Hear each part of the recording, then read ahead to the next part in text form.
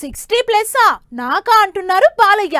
65 ఏళ్ళొచ్చిన సినిమాల స్పీడ్ విషయంలో మాత్రం ఎప్పటికీ 60నే అనేస్తున్నారు. అనడమే కాదు, అంతే స్పీడ్గా ఇంట్రెస్టింగ్ సినిమాల్ని లైనప్ చేస్తున్నారు. మరి అఖండ 2 తర్వాత నటసింహం లైనప్ లో ఉన్న సినిమాలేంటి? ఇంతకీ ఈ లిస్ట్ లో ఆదిత్య 999 సినిమా ఉందా? మరో 2 వారాల్లో బాక్సాఫీస్ కి తాండవం పవర్ చూపించేందుకు రెడీ అవుతున్నారు బాలకృష్ణ. ఫస్ట్ పార్ట్ అఖండ బ్లాక్ బస్టర్ సక్సెస్ అవడంతో ఈ సీక్వెల్ మూవీపై భారీ అంచనాలున్నాయి. ఈ ఎక్స్పెక్టేషన్స్ ని పీక్స్ కి తీసుకెళ్లింది Akhanda 2 movie trailer.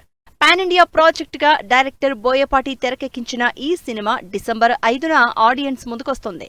Release time దగ్గర పడడంతో నెక్స్ట్ లెవెల్ ప్రమోషన్స్ తో సాలిడ్ హైప్ పెంచేస్తోన్న నటసింహం అఖండ 2 విడుదల తర్వాత డైరెక్టర్ గోపీచంద్ మలినేని ప్రాజెక్ట్ ని పట్టాలెక్కించేందుకు రెడీ అవుతున్నారు. అఖండ 2 సినిమా పూర్తవకముందే గోపీచంద్ మలినేని సినిమాకి గ్రీన్ సిగ్నల్ ఇచ్చేశారు బాలయ్య.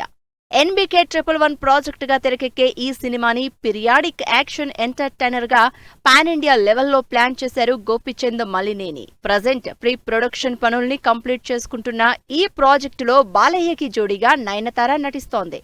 రీసెంట్ గా విడుదలైన Nayan first look video NBK 111 ప్రాజెక్టుపై అంచనాల్ని పెంచేస్తోంది.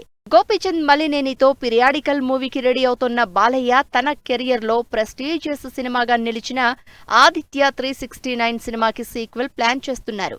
ఆదిత్య 999 పేరుతో తెరకెక్కే ఈ సినిమా ద్వారా తన నట వారసుడిగా మోక్షజ్ఞ ఎంట్రీ ఉంటుందని కన్ఫర్మ్ చేశారు బాలయ్య.